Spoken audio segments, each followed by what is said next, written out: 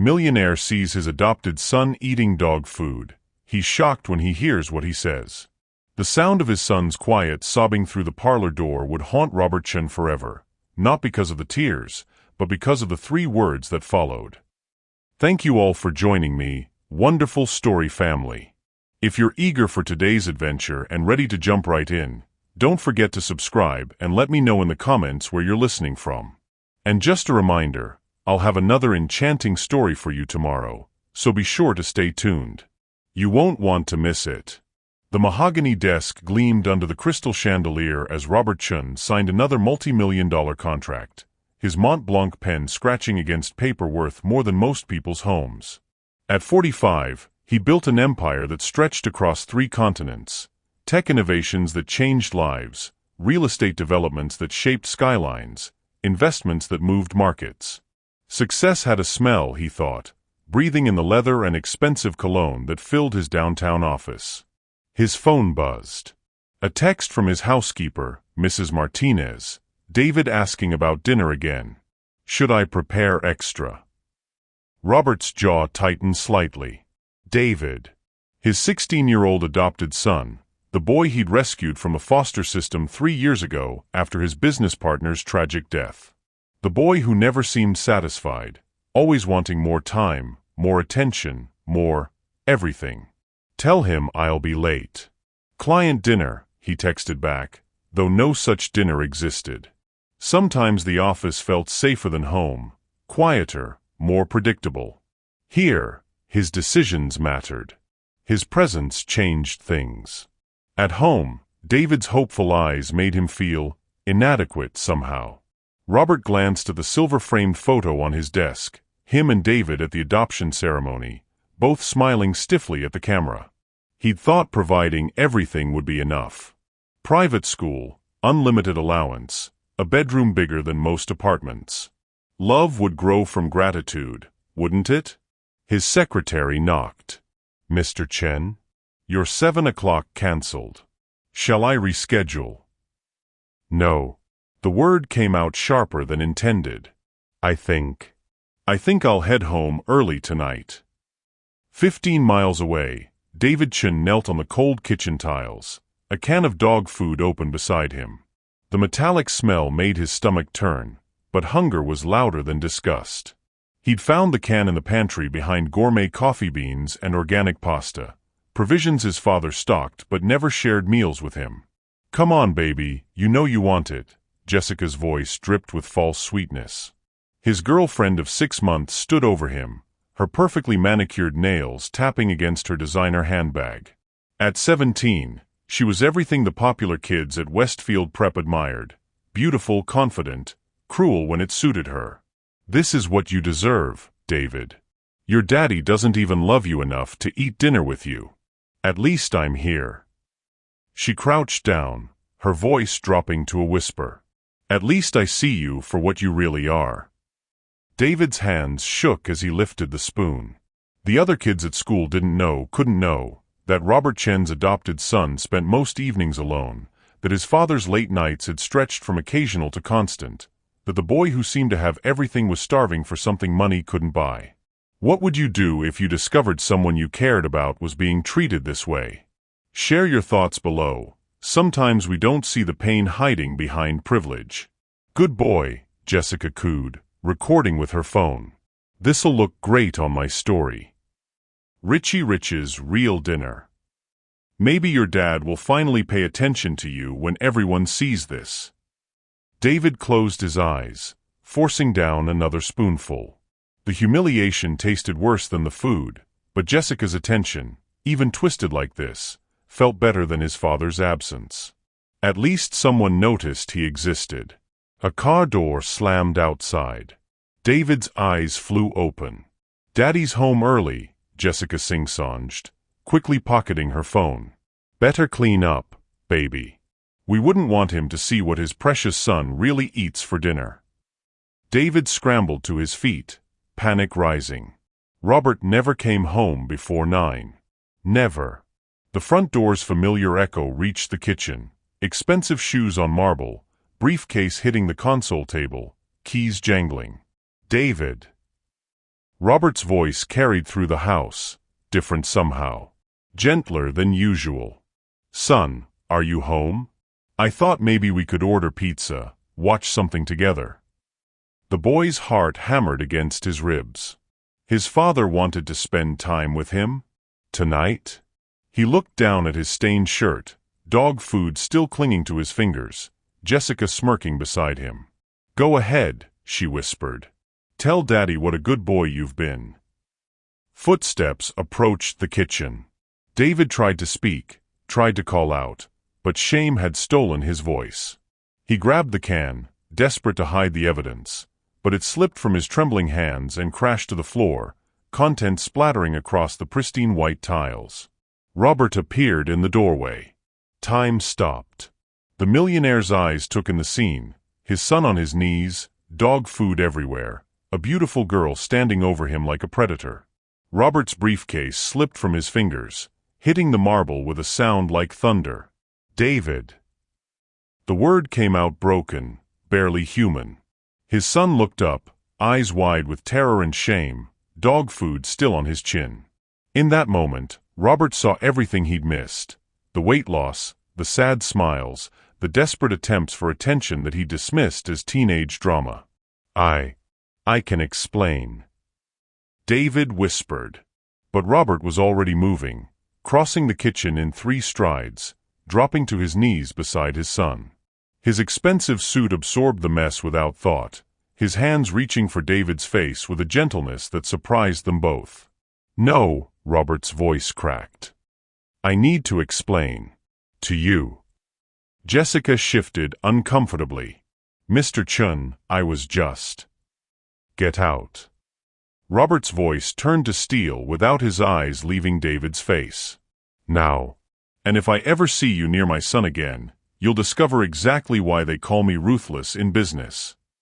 As Jessica's heels clicked rapidly toward the exit, David began to cry, not the quiet tears he'd learned to hide, but deep, wrenching sobs that shook his entire body.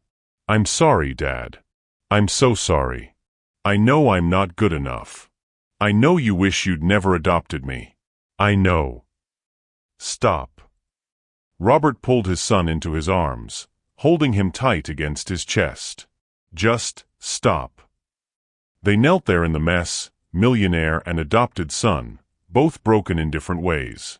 And for the first time in 3 years, Robert Chin realized that all his success meant nothing if he'd failed at the only job that truly mattered: being a father.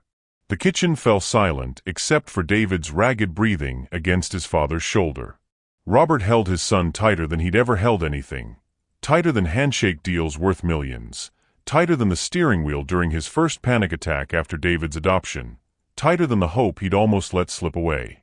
"David, look at me."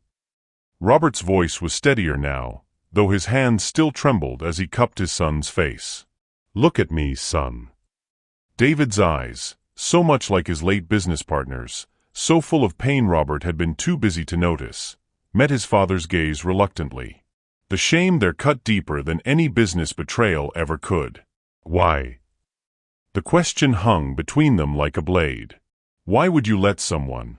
Why would you do this to yourself?" David's laugh was bitter, broken. "Because it's what I deserve, isn't it? You can't even stand to eat dinner with me. You leave the house before I wake up, come home after I sleep.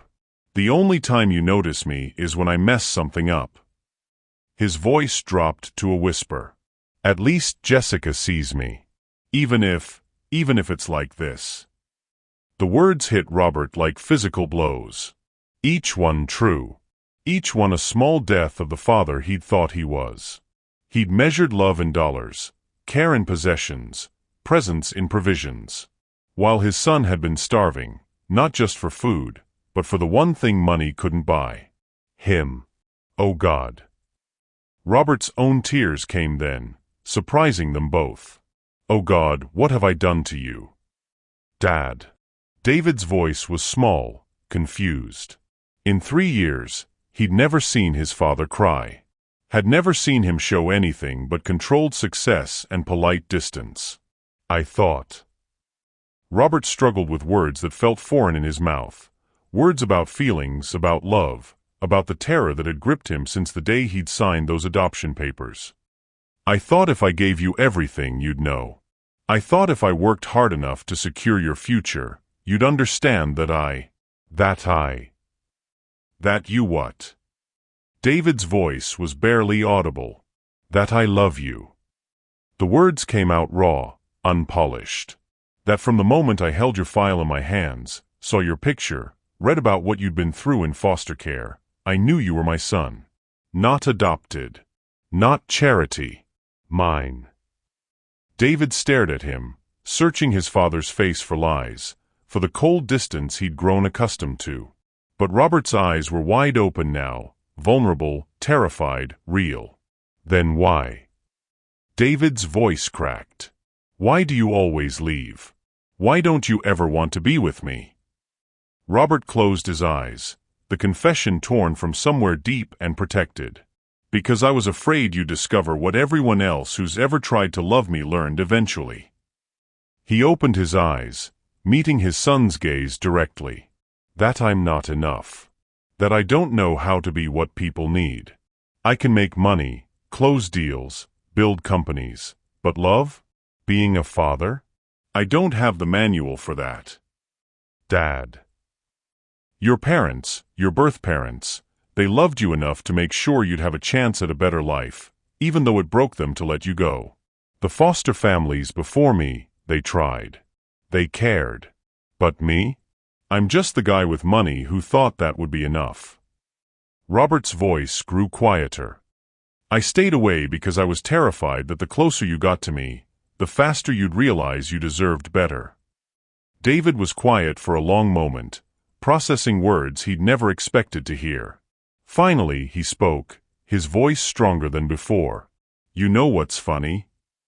"What?" "All this time, I thought the same thing about me." David wiped his eyes with the back of his hand. "That I wasn't good enough for you. That you kept your distance because you regretted adopting me. Because I reminded you of Uncle Mike's death and the promise you made to take care of me." Robert's breath caught. "Mike asked me to be your guardian if anything happened to him, yes. But David, I wanted you before he ever asked. From the first time he brought you to the office, when you were 13 and your latest foster placement fell through. You sat in that chair for 3 hours, just drawing while we worked, not complaining, not demanding attention. Just present. I'd never felt peace like that in my office before." "Really? Really?" Robert reached out, gently wiping a spot of dog food from David's chin. "When Mike died, and I had to take you in, I wasn't honoring a promise. I was getting the chance I'd wanted all along but had been too scared to ask for. Have you ever been afraid that showing your true feelings would push someone away? Sometimes the love we hold back is exactly what the other person needs to hear. What's stopping you from being vulnerable with someone you care about?" David looked down at the mess around them, the spilled dog food, his father's ruined suit, the smell of humiliation that still hung in the air. "I don't understand why you're being nice to me now. I let Jessica. I did that. I ate dog food because some girl told me I was worthless." "No." Robert's voice was firm now, certain. "You were starving, son. Not just for food, for attention, for love, for someone to see you as valuable. And that girl? She was feeding off your hunger, using it to control you. That's not your fault. That's mine." "How is it your fault?" Robert stood slowly, then extended his hand to help David up. "Because I left you so hungry for love that you were willing to accept cruelties. Because I was so afraid of failing you that I never tried to succeed." He pulled David to his feet, then surprised them both by not letting go of his hand. "Because I forgot that love isn't just about providing, it's about being present." They stood there in the ruined kitchen, father and son, both covered in the evidence of how far they'd fallen from each other. But something had shifted in the space between them, something fragile and new and desperately hopeful. "Dad." David's voice was tentative. "What happens now?" Robert squeezed his son's hand, feeling the calluses there that he'd never noticed, evidence of a life he'd been too absent to witness. Now we clean up this mess. Together. And then we order that pizza I mentioned. He paused, meeting David's eyes. And we start over. Both of us. Can we really do that? I don't know, Robert admitted. But I'm willing to try if you are. And David. Yeah. No more Jessica. No more anyone who makes you feel like you're worth less than everything. Robert's voice carried the steel that had built his empire, but softer now, protective. You're my son. And that means you're worth fighting for. For the first time in months, David smiled, not the careful practiced smile he wore at school, but something real and fragile and full of possibility. The morning light streaming through the kitchen windows felt different somehow, warmer, more hopeful, as Robert sat across from David at the breakfast table. For the first time in 3 years, they were eating together. Real food. Toast with jam, scrambled eggs, orange juice in actual glasses instead of whatever David could scrounge from corners and forgotten pantry shelves. But the easy intimacy of the night before felt fragile in daylight, like something that might shatter if either of them moved too quickly. David pushed his eggs around his plate, stealing glances at his father. Robert was dressed for work, expensive suit, polished shoes, the armor of success firmly back in place. The vulnerable man who had knelt in dog food and cried was nowhere to be seen. So, Robert cleared his throat, consulting his phone. I have the Morrison meeting at 10, then lunch with the Singapore investors. I should be home by, well, earlier than usual. Oh. David's fork paused mid-air. Okay. That's good.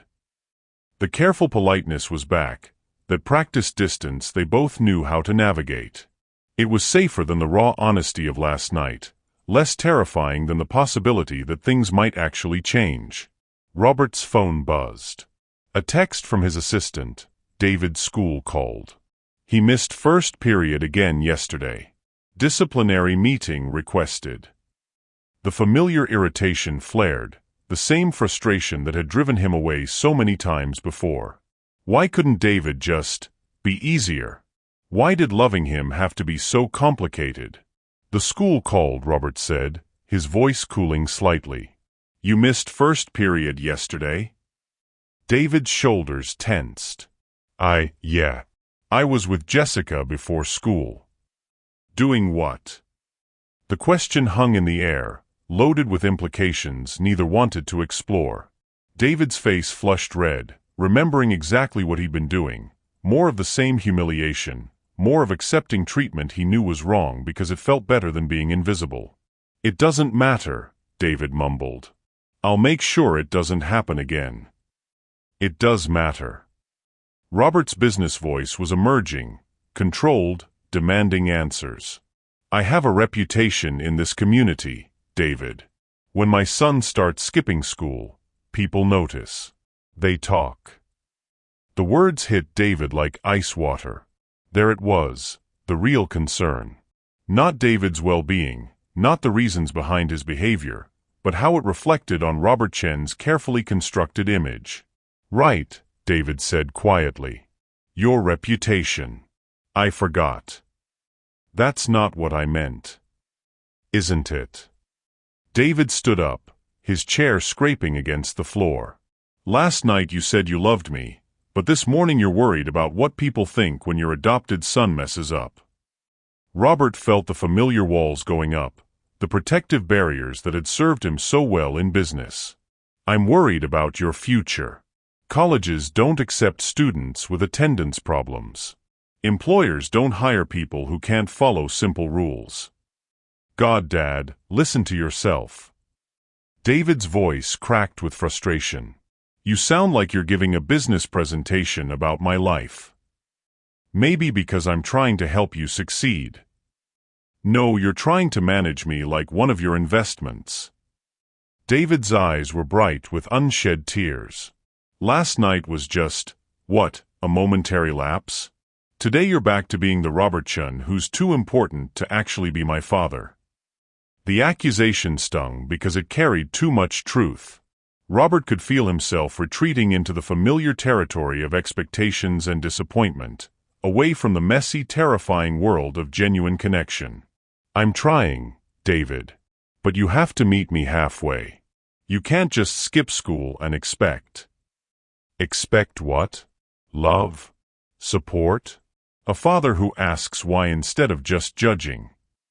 David laughed bitterly. "You're right, Dad. I was stupid to expect that." Have you ever found it easier to fall back into old patterns rather than fighting for change? Sometimes the hardest part of healing relationships is pushing through that moment when going backward feels safer than moving forward. What keeps you motivated to keep trying? Robert's phone rang, the Morrison meeting, right on schedule. His finger hovered over the answer button, muscle memory pulling him toward the escape of work, of problems he knew how to solve. David watched, something dying in his eyes as he saw his father's attention shift to the device that had always been more important than him. "Take it," David said quietly. "We both know you want to." Robert looked between his son and his phone, feeling the weight of 3 years of wrong choices pressing down on him. The meeting was important. $1 million deals didn't wait for family drama. The phone kept ringing. "Take it, Dad," David repeated, his voice hollow now. "At least then we both know where we stand." Robert's thumb moved toward the answer button, then stopped. Something in David's tone, the resignation, the acceptance of abandonment, made him remember the boy on the kitchen floor, willing to eat dog food because even negative attention felt better than none at all. He declined the call. "I'm not taking it," he said, setting the phone face down on the table. "I'm not going to the Morrison meeting." David stared at him, suspicious. "Why?" "Because you're right." The admission came hard, scraping against years of prioritizing everything else above his son. "Because I'm doing exactly what you said, falling back into being the man who uses business as an excuse to avoid the hard parts of loving you." "But the meeting can wait. Morrison can wait. The whole damn empire can wait." Robert stood up, moving closer to David, but not close enough to crowd him. "You know what can't wait? This. Us. Figuring out how to be father and son instead of two strangers living in the same house." David's lower lip trembled. "You really mean that?" "I mean it." Robert's voice was steady now, certain. "But David, I need you to be honest with me. About Jessica, about school, about whatever else has been happening that I've been too absent to notice. No more protecting me from the truth." David was quiet for a long moment, wrestling with secrets he'd carried alone for too long. Finally, he spoke. "There's more," he admitted. "Things Jessica made me do. Things I let her do." His voice dropped to a whisper. "Things I'm ashamed of." Robert felt his chest tighten with protective anger, but forced his voice to remain calm. "Tell me. What if it changes how you see me? What if it makes you realize that maybe keeping your distance was the right choice all along?" "David." Robert reached out, gently touching his son's shoulder. "Last night you were eating dog food off my kitchen floor, and it didn't change how I feel about you. You're my son. Nothing is going to change that." David looked up at him, searching for lies, for the familiar retreat into emotional safety. But Robert's eyes were steady, present, waiting. For the first time in his life, David felt ready to trust his father with the truth. All of it. The counseling office at Westfield Prep smelled like vanilla candles and broken dreams. Robert sat in an uncomfortable plastic chair designed for teenagers, his expensive suit looking absurdly formal next to the motivational posters and college brochures scattered around the room. David slumped beside him, both of them waiting for Dr. Sarah Martinez, the school's family counselor. They'd been waiting for 20 minutes, 20 minutes of forced silence after David's confession that morning had left them both raw and reeling. The things Jessica had made him do. The videos she'd taken. The way she'd convinced him it was love when it was really control. The parties where she paraded him around like a pet, letting her friends mock the rich boy who'd do anything for attention. The nights she'd locked him out of school events unless he humiliated himself first. Robert's hands clenched into fists every time he replayed David's words. His son, quiet, sensitive David, had endured months of psychological torture because he'd been too starved for connection to recognize abuse. "She said you'd get tired of me eventually anyway," David had whispered that morning. "She said at least with her, I knew where I stood. That she was honest about using me." The honesty had been brutal. But they were here now, in this office, because Dr. Martinez had called after Jessica posted one of her videos online. The humiliation was about to go public in the worst possible way. "I'm sorry," David said suddenly, breaking the silence. "I know this is the last place you want to be. Missing meetings, dealing with this mess. Stop." Robert's voice was gentle but firm. "This is exactly where I want to be." David looked at him skeptically. "In a guidance counselor's office dealing with your son's psychotic ex-girlfriend?" "With my son," Robert corrected. "Wherever that is, that's where I want to be." Before David could respond, Dr. Martinez entered, a woman in her 50s with kind eyes and the weary expression of someone who'd seen too many family crises. "Mr. Chun, David, thank you for coming in." She settled into her chair with a heavy sigh. "I'm afraid we have a significant situation to address." She turned her laptop screen toward them. On it was Jessica's social media page, hundreds of followers, dozens of comments, and there, pinned to the top, a video titled "Rich Boy's Real Life." David's face went white. Robert leaned forward, his jaw tight with controlled fury. "How long has this been online?" Robert's voice was deadly calm. "Posted this morning. It's already been shared 43 times. Dr. Martinez closed the laptop gently. "David, I need you to understand, this isn't your fault. What Jessica did is abuse, pure and simple. But we need to address the immediate consequences." "What consequences?" David's voice was small. "The other students are talking.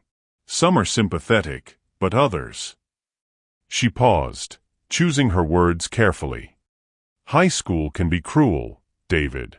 And this video makes you vulnerable to more bullying." Robert felt something dark and protective rise in his chest. "What are our options?" "Well, we can report Jessica for harassment and cyberbullying. We can work with the platform to remove the content." "But David—" Dr. Martinez turned to the boy. "You'll need to be prepared for this to get worse before it gets better." David doubled over in his chair, putting his head in his hands. I can't face everyone knowing. I can't walk through those hallways with everyone laughing at me." "Hey." Robert moved his chair closer, placing a hand on David's back. "Look at me." David shook his head, shoulders shaking. "David, look at me." Robert's voice carried the authority that moved boardrooms, but tempered with tenderness. "You're not facing this alone." "Yes, I am. I always have been." "Not anymore."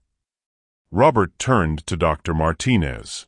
"What would happen if David took some time away from school? A week or two while we handle this?" "Well, there are provisions for family emergencies." "No." David's head snapped up. "I won't hide. I won't let her win by making me run away."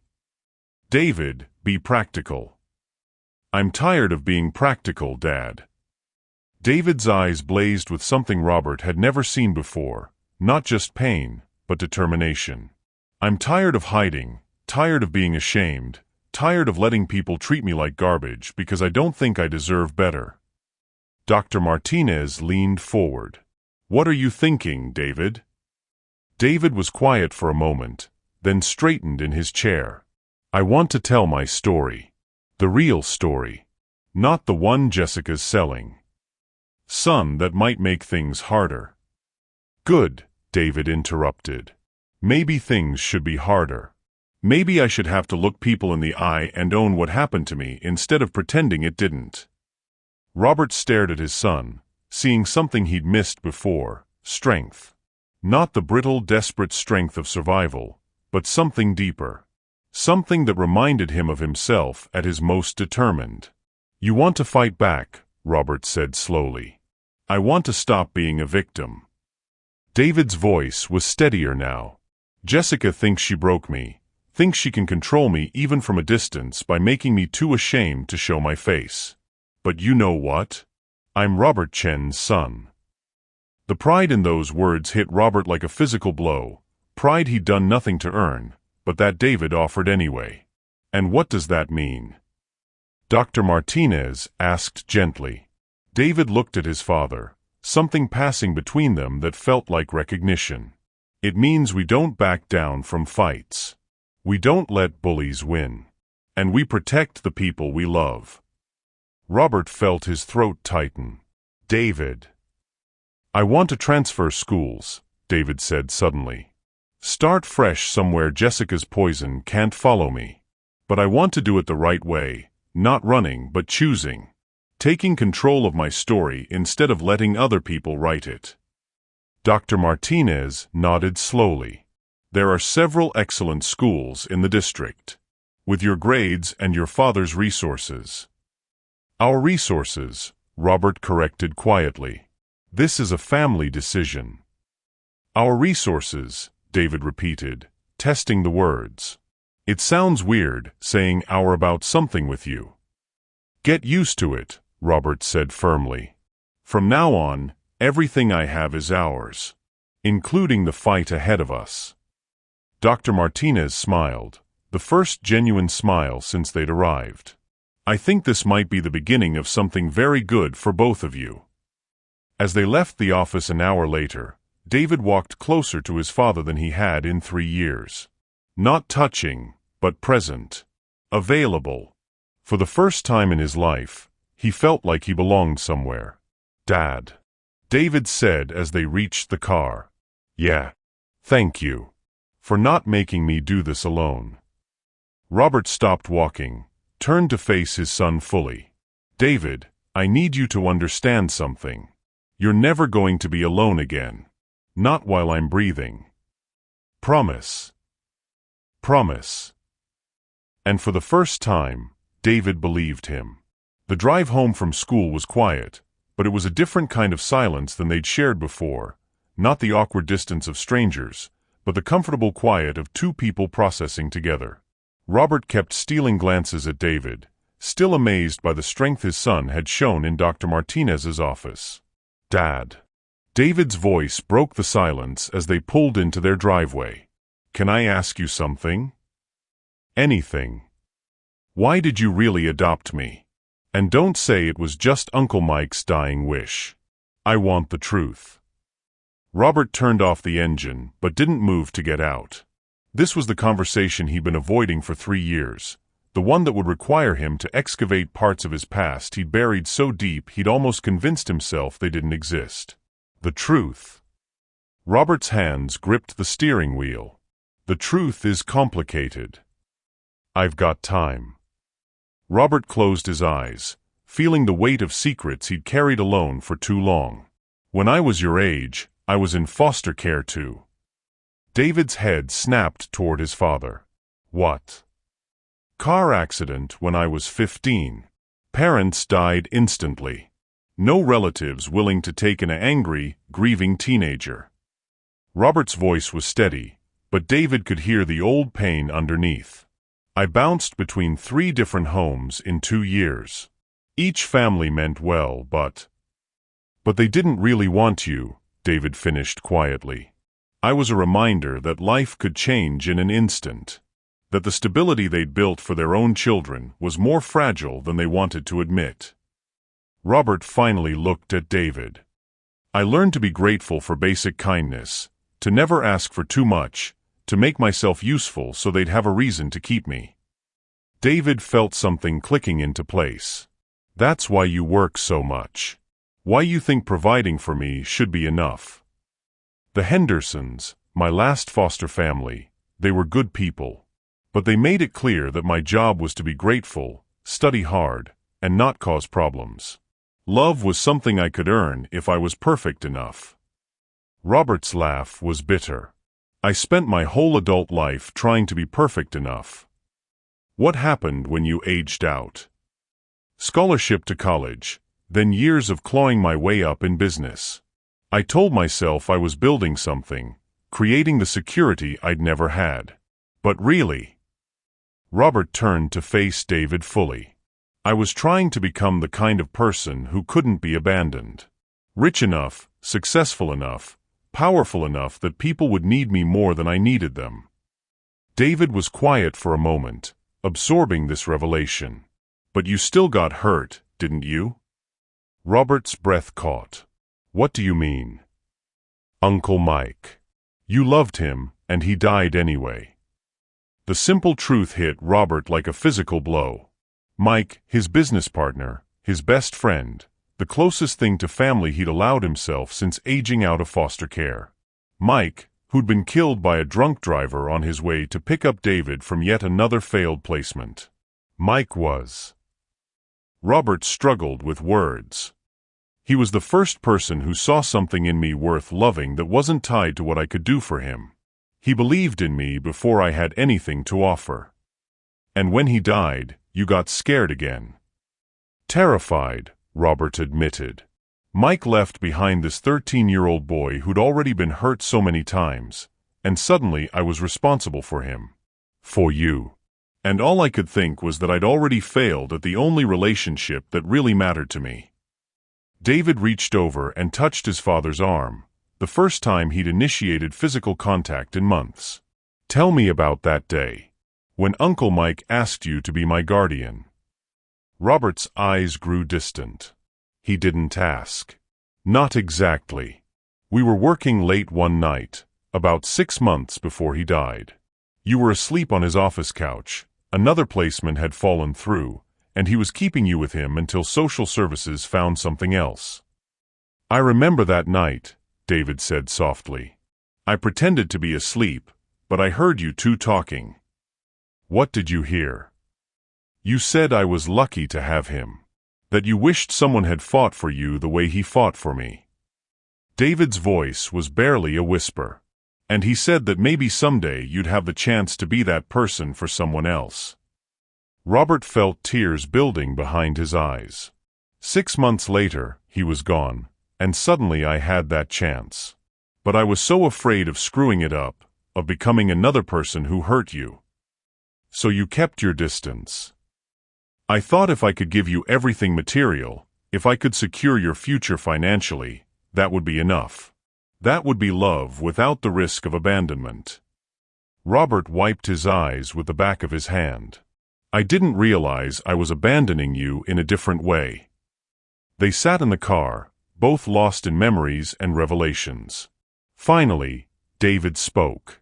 Dad, can I tell you something I've never told anyone? Of course. The night Uncle Mike died, when the social worker came to tell me, I wasn't sad just because he was gone. David's voice trembled. I was terrified because I thought it meant I'd never see you again. You were the only other adult who'd ever looked at me like I mattered. Robert turned to stare at his son. What? All those times Uncle Mike brought me to the office, you always asked how I was doing. Not like you were being polite, but like you actually wanted to know. You remembered things, that I liked to draw, that I was scared of thunderstorms, that I was reading Harry Potter. David smiled through his tears. When I found out you were adopting me, I thought it was the best thing that had ever happened to me. Then why didn't you ever say anything? Why didn't you tell me you wanted me to be more involved? Because I was afraid if I asked for too much, you'd realize you'd made a mistake. David's honesty was brutal and beautiful. Just like you were afraid that if you loved me too much, I'd figure out you weren't perfect. Have you ever held back from asking for what you really needed because you were afraid of being too much for someone? Sometimes the very thing we're afraid to ask for is exactly what the other person wants to give. Robert reached over and pulled David into an awkward but fierce hug across the car's center console. "We're both idiots," he said, his voice muffled against David's shoulder. "Yeah," David agreed, hugging him back just as tightly. "But we're family idiots." "The best kind," Robert said, and for the first time in 3 years, they both believed it might actually be true. As they finally got out of the car and walked toward their house together, Robert realized that all his careful walls and protective distance had done nothing but create the very abandonment he'd been trying to avoid. But maybe it wasn't too late to tear those walls down and build something better in their place. Something that looked like home. The kitchen looked different now, not like the scene of yesterday's humiliation, but like a place where healing might actually be possible. Robert had rolled up his sleeves and was attempting to make pancakes from scratch, flour dusting his expensive shirt, while David sat at the counter sketching in a notebook Robert had never seen before. "You know," Robert said, flipping a pancake with questionable technique, "I haven't made breakfast since college." "It shows," David grinned, watching his father's culinary disaster unfold. "That one looks like abstract art." "Abstract art is valuable," Robert protested, sliding the misshapen pancake onto David's plate. "This could be worth millions." David laughed, actually laughed, and the sound-filled spaces in Robert's chest he hadn't realized were empty. "Should I get it appraised?" "Absolutely. But eat it first. I put love in the batter." "Love and way too much vanilla extract," David observed, taking a bite. "But it's perfect." They ate in comfortable silence for a while, both marveling at how natural this felt, just father and son, sharing a meal, being present with each other. Robert kept stealing glances at David's sketchbook, curious about this part of his son's life he'd never bothered to explore. "Can I see what you're drawing?" Robert asked finally. David hesitated, then turned the notebook around. The page showed a detailed sketch of Robert from this morning. Not the polished businessman the world knew, but the vulnerable father figure who'd knelt in dog food and held his son while they both cried. "David, this is—" Robert reached for the notebook, studying the careful pencil strokes that had captured something true about him he'd never seen in mirrors. "This is incredible. How long have you been drawing like this?" "Always, I guess. Uncle Mike used to bring me art supplies." David's voice grew quieter. "I stopped for a while after you adopted me. It seemed childish, like something that didn't fit in your world." "My world?" Robert looked up from the sketch. "David, you are my world. Or you should be. This talent, this gift, it's part of who you are. Why would I want you to hide it?" "Because it's not practical? Because artists don't make money? Because you've never asked about it?" The words came out more bitter than David intended. Robert set down the notebook, feeling the weight of 3 years of missed conversations, unexplored interests, dismissed dreams. "Show me more." "What?" "Your art. Show me everything. I want to see what I've been missing." David stared at his father, searching for signs of polite obligation or business meeting patience. But Robert's expression was genuine curiosity mixed with something that looked almost like hunger, the hunger of a parent who'd suddenly realized how much of his child's life had passed him by. Slowly, David pulled out his phone and opened a hidden photo album. Page after page of sketches, paintings, digital art, 3 years of creativity poured into secret spaces because he'd thought his father wouldn't understand. "These are from school," David said, swiping through images. "And these are from when I couldn't sleep, so I'd draw until morning. And this one." He paused on a digital painting of a man in a business suit standing at a window, looking out at a city skyline. The figure was isolated, successful, but profoundly alone. "Is that supposed to be me?" Robert asked quietly. "I drew it last Christmas. You were working late again, and I was watching you through your office window from the hallway. You looked—" David struggled for words. "Successful but sad. Like you'd gotten everything you wanted except the thing you actually needed." Robert studied the painting, the careful attention to detail, the emotional depth, the way David had captured not just his appearance but his inner state. What did I need? I didn't know then. But I think you needed the same thing I did. Someone to matter to. Someone to come home to instead of just come home from. The honesty hung between them, beautiful and terrible. Robert reached across the counter and took David's hand, not the desperate grip of last night's crisis, but the steady contact of someone choosing connection. I need to tell you something, Robert said, and I need you to really hear it. David nodded, not pulling his hand away. I am so proud of you. Not just your art, though this is extraordinary. I'm proud of your strength, your kindness, your willingness to keep believing in love even when everyone around you is failing you. Robert's voice grew stronger. I'm proud that you're my son, and I'm ashamed that it took me 3 years to tell you that. David's eyes filled with tears. Dad.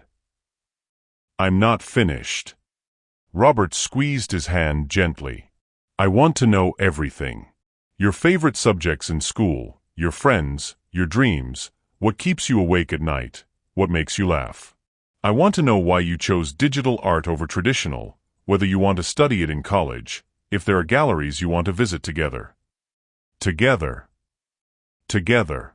I want to be the father who shows up to your art shows, who understands your references, who can talk about your work with actual knowledge instead of polite interest. Robert paused. If you'll let me. David wiped his eyes with his free hand. What about your business? Your meetings? Your empire? They'll all be there tomorrow. But you're 16 now. How many more mornings like this do we have before you're grown and gone and building your own life? Robert's voice cracked slightly. I've already wasted 3 years being afraid. I don't want to waste whatever time we have left. David was quiet for a long moment, then pulled out his phone again. There's something else I want to show you. He scrolled to a different album, this one filled with photos Robert had never seen. David at school events, art shows, academic competitions. Always alone, always scanning the crowd as if looking for someone who never came. I used to imagine you were there, David said softly. In the back of the auditorium, or standing with the other parents at gallery nights. I'd look for you even though I knew you wouldn't come. Robert felt something break apart in his chest, not painful, but liberating, like walls crumbling to let light in. I should have been there. Yeah, you should have. But you're here now. I'm here now, Robert agreed. And David? I'm not going anywhere. David smiled, not the careful, practiced expression he'd worn for years, but something open and trusting and real. So what do we do now? Robert looked around their kitchen, at the terrible pancakes and the flour-covered counters and the sketchbook full of beautiful secrets his son had been carrying alone. Now? Now we make more terrible breakfast food while you tell me about every single drawing in that notebook. And then we go look at art supplies, because I'm guessing yours are old and you need new ones. You don't have to. I want to. I want to learn about the things you love. I want to understand the person you are instead of the person I thought you should be. David grinned, the expression transforming his whole face. Fair warning, I love a lot of really nerdy art stuff. Good, Robert said, attempting another pancake with slightly better results. I love really nerdy business stuff. We can teach each other. And for the first time in 3 years, they both felt like they were exactly where they belonged. The art supply store was a wonderland David had only dreamed of entering. Professional-grade paints, digital tablets that cost more than some people's cars, canvases stretched and waiting for inspiration. Robert followed his son through the aisles, wallet ready, heart open, watching David's eyes light up at each new discovery. This is too much, Dad, David protested for the 5th time as Robert added another set of brushes to their growing collection. I don't need all this fancy stuff. Maybe not, Robert agreed, examining a tablet that promised to revolutionize digital art. But you deserve it. And I have 3 years of birthdays and Christmases to make up for. David was testing markers on sample paper when Robert's phone rang.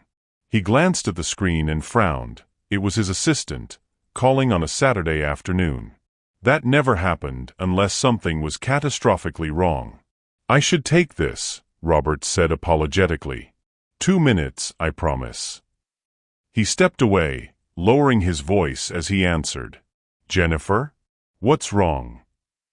"Mr. Chun, I'm so sorry to call, but there's been a development with the Morrison account. They're threatening to pull out entirely.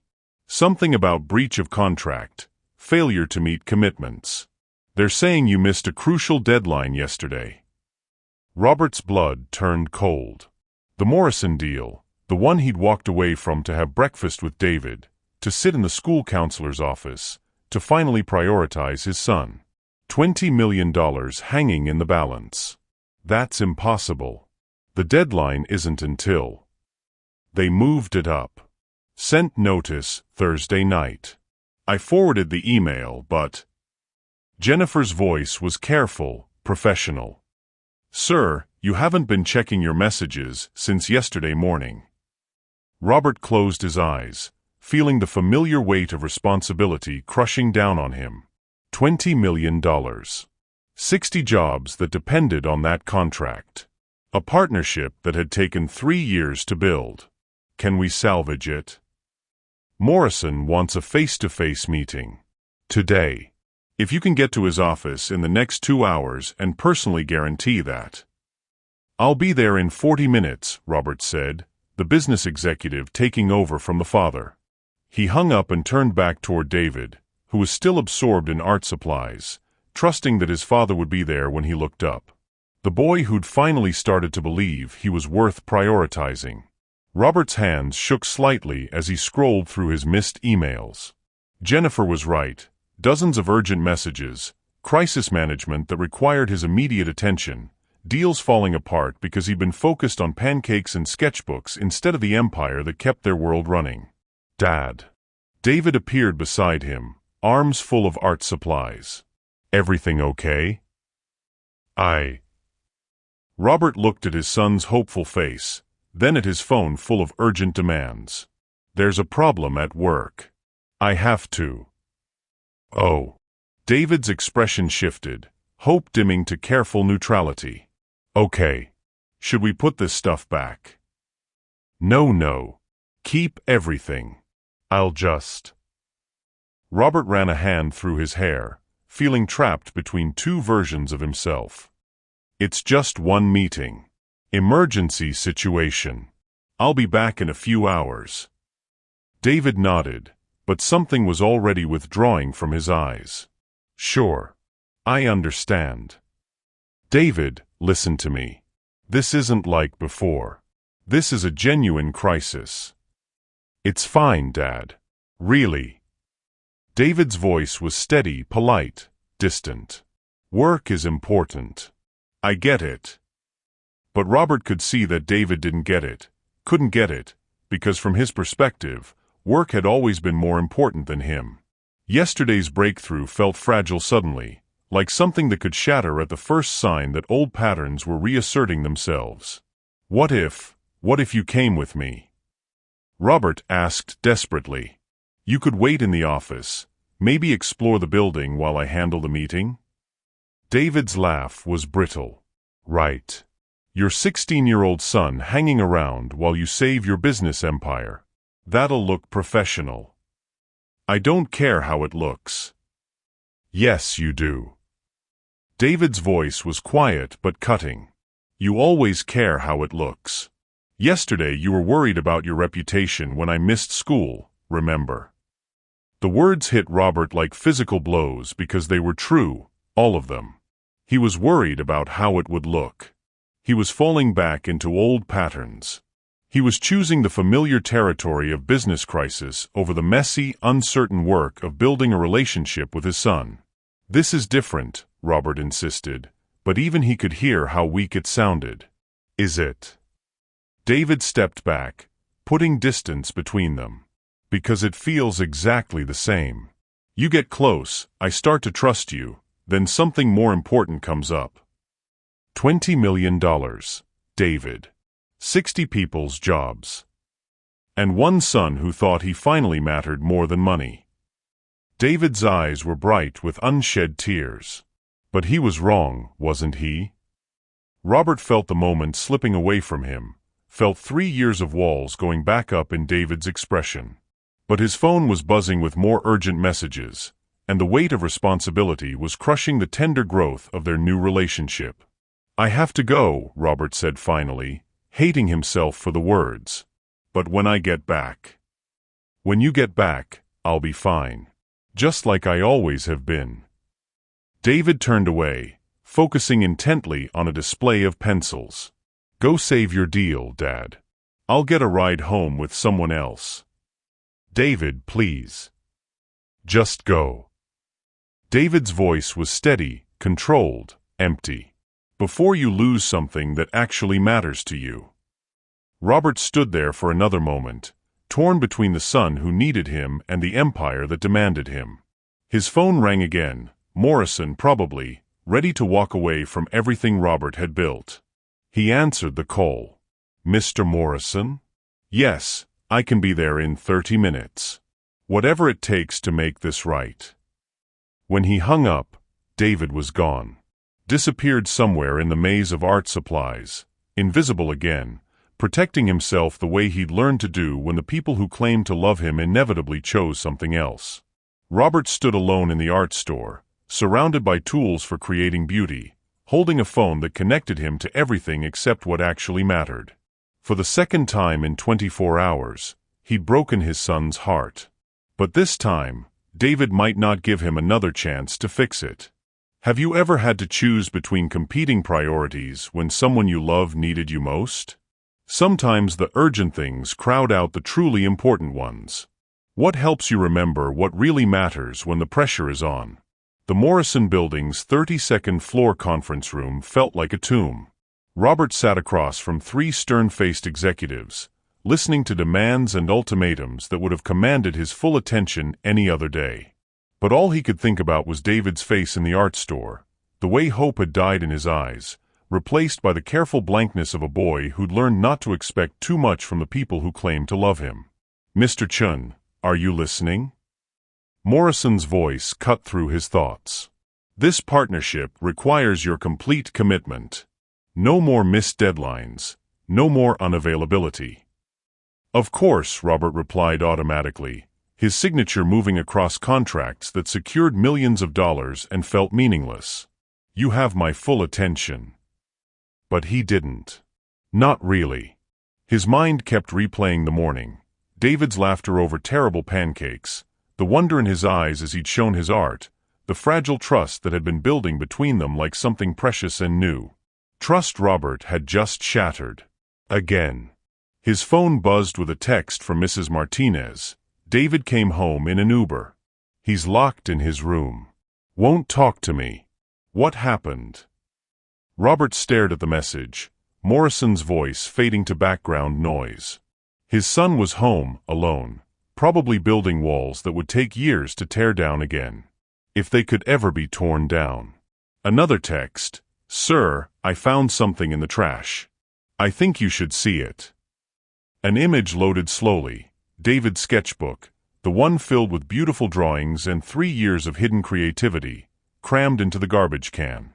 As if he was throwing away not just the art, but the hope that had inspired it. "Mr. Chun." Morrison's assistant was staring at him. The signature page. Robert looked down at the contract in front of him, pages of legal language that would bind him to a schedule of 18-hour days, constant availability, the kind of commitment that left no room for family dinners or art store adventures or being the father David needed him to be. $20 million. 60 jobs. His reputation as a man who never broke his word in business. On his phone screen, the image of David's discarded dreams stared back at him. Robert stood up slowly, setting down his pen. "Mr. Chun." Morrison frowned. "Is there a problem?" "Yes," Robert said quietly. "There is." He looked around the conference room, at the men who respected his business acumen but knew nothing about his struggles as a father, at the contracts that promised financial security but demanded his soul in return, at the life he'd built that felt suddenly hollow and meaningless. "I can't sign this." Excuse me. Morrison's voice was sharp with disbelief. I said I can't sign it. Robert's voice grew stronger, more certain. This partnership requires a level of commitment that would prevent me from being the father my son needs. And my son is more important than any deal. Morrison laughed, a harsh, dismissive sound. Mr. Chun, you're talking about $20 million. Surely you can explain to your son that business requires sacrifices. I've been explaining that to him for 3 years, Robert interrupted. I've sacrificed every family dinner, every school event, every moment that mattered to him for the sake of business. And you know what it got me? A son who eats dog food because he's so starved for love that he'll accept abuse from anyone who pays attention to him. The room went silent. Morrison's associates exchanged uncomfortable glances. I built an empire, Robert continued, but I failed at the only job that actually matters. I won't make that mistake again. You're making a serious error in judgment, Morrison warned. Walk away from this deal, and word will spread. Other partnerships will be affected. Your reputation. My reputation? Robert almost laughed. My reputation is that I'm a man who has everything but can't keep his own son safe and loved. That's not a reputation worth protecting. He gathered his papers, leaving the unsigned contracts on the table. Gentlemen, I hope you find a partner who can give you what you need. But it won't be me. Not at the cost of my family. Morrison's face was red with anger. You'll regret this decision, Chun. The only thing I regret, Robert said, heading for the door, is that it took me this long to make it. The drive home felt like the longest 20 minutes of Robert's life.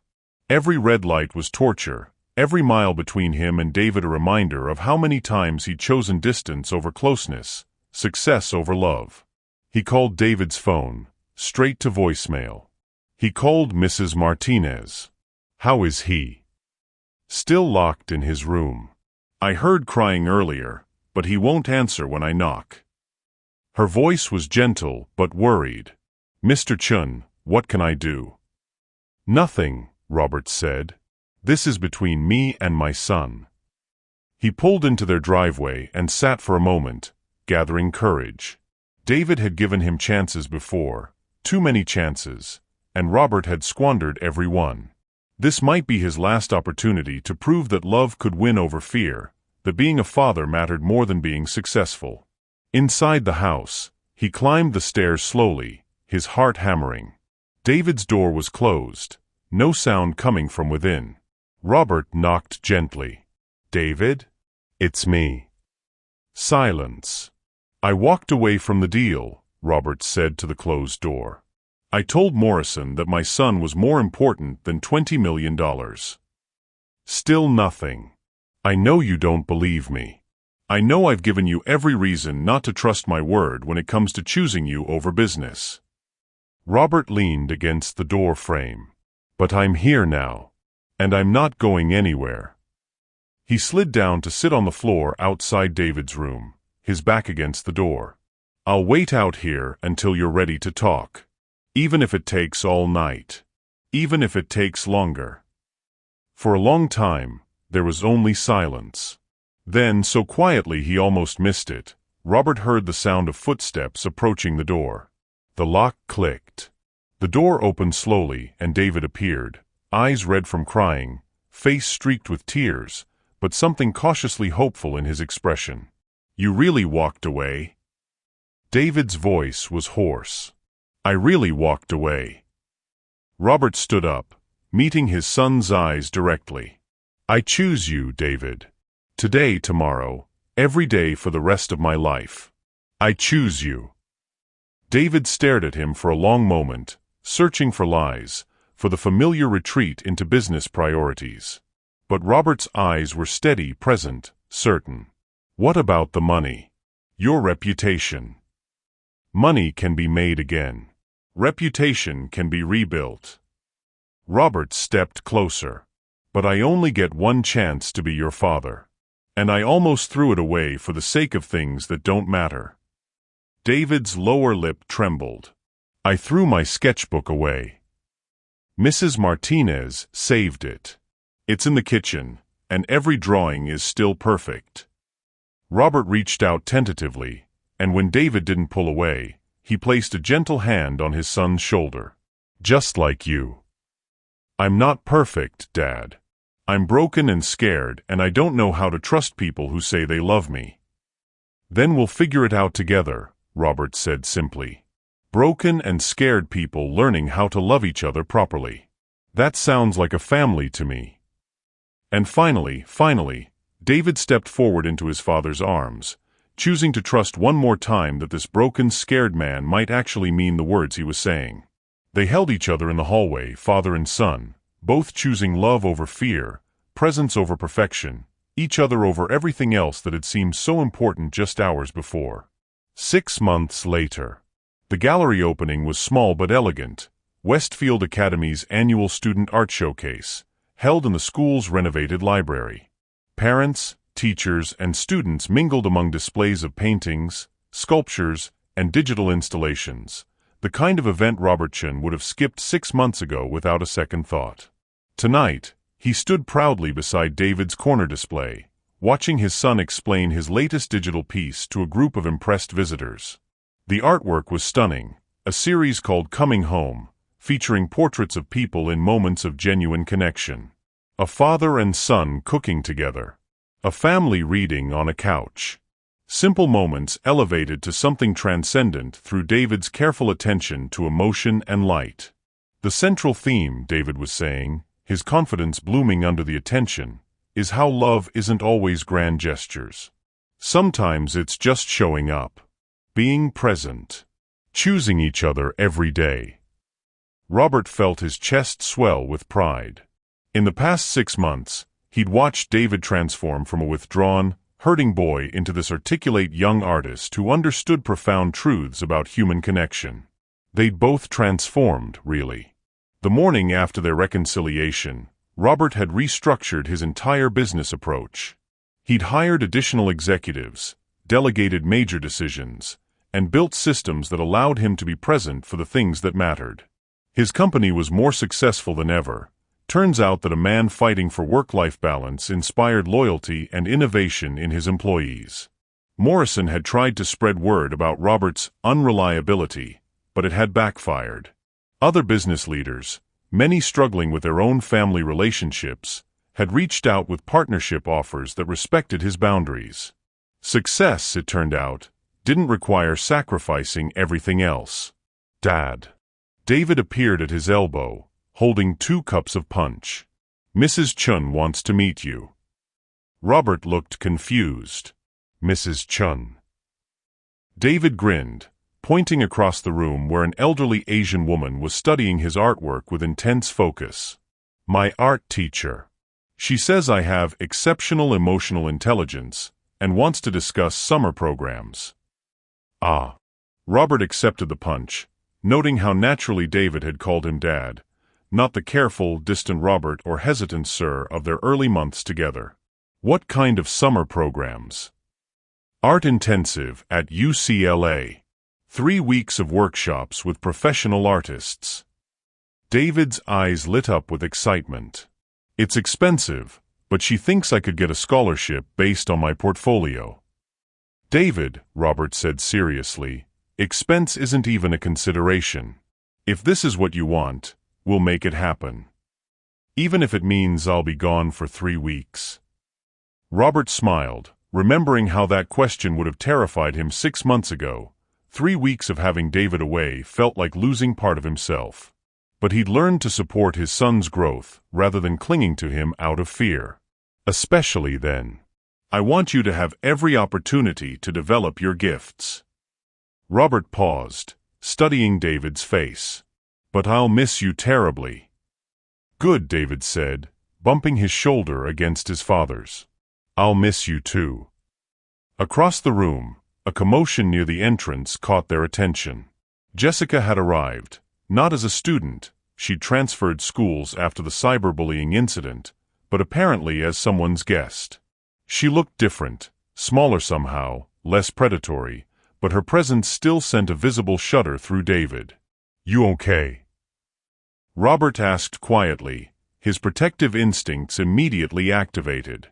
David took a deep breath, straightening his shoulders. "Yeah. Actually, I am." They watched as Jessica approached David's display, studying the Coming Home series with something that might have been regret. When she noticed David watching her, she hesitated, then walked over. "Hi," she said, her voice uncertain. Your art is beautiful." "Thank you," David replied simply, his voice steady. Jessica looked between David and Robert, noting the easy companionship between them, the way they stood close without tension, the obvious pride in Robert's expression. "I wanted to apologize," she said finally, "for everything I did. For how I treated you. You didn't deserve any of it." David was quiet for a moment, and Robert resisted the urge to speak for him. This was David's moment, his choice how to respond. "You're right," David said finally. "I didn't deserve it. But I accepted it because I didn't think I deserved better." He glanced at Robert. "I know better now." Jessica nodded, tears building in her eyes. "I was going through some stuff at home, but that's not an excuse. I hurt you because I was hurting, and that was wrong." "It was wrong," David agreed. "But I forgive you. Not for your sake, for mine. I don't want to carry anger around anymore." The grace in his son's response made Robert's throat tight with emotion. 6 months ago, David had been so broken that he'd accepted abuse as attention. Now he was strong enough to offer forgiveness without sacrificing his own dignity. Jessica nodded again, then moved away, leaving father and son alone in the corner of the gallery. "I'm proud of you," Robert said quietly. "For forgiving her. For knowing your own worth. For standing up straight and speaking your truth." Robert put his arm around David's shoulders. "For becoming the man you're becoming." David leaned into the contact, something that still felt miraculous after years of distance. "Dad, can I tell you something?" "Always. For the first time in my life, I feel like I belong somewhere. Like I have a family that actually wants me." Robert had to clear his throat before he could speak. "You do belong. You're my son, and you always will be, no matter what. Even when I'm a starving artist living in a garret somewhere? Especially then. Though I'll probably send care packages." David laughed. "Deal." As the evening wound down and they helped clean up the gallery, Robert reflected on how much had changed since that terrible night 6 months ago. They'd kept their promise to each other. Robert had restructured his life to prioritize being present, and David had learned to trust that he was worth that presence. They ate dinner together most nights now, talking about art and business and dreams and fears. They took weekend trips to museums and galleries. David had started bringing friends home, confident that his father would welcome them. Robert had learned to read the subtle signs of his son's moods, to offer support without overwhelming him.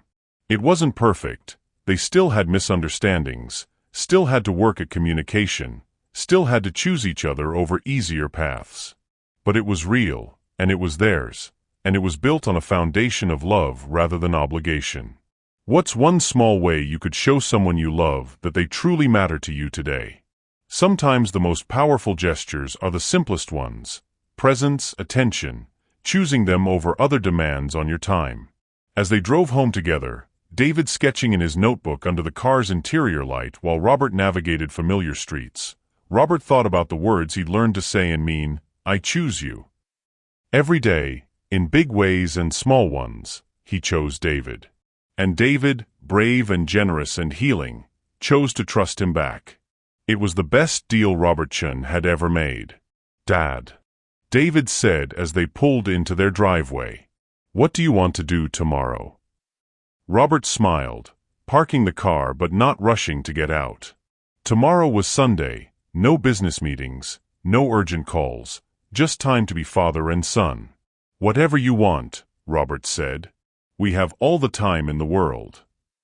And for the first time in both their lives, they believed it was true. Thank you for watching until the very end. If you loved this story, there's a whole collection waiting for you.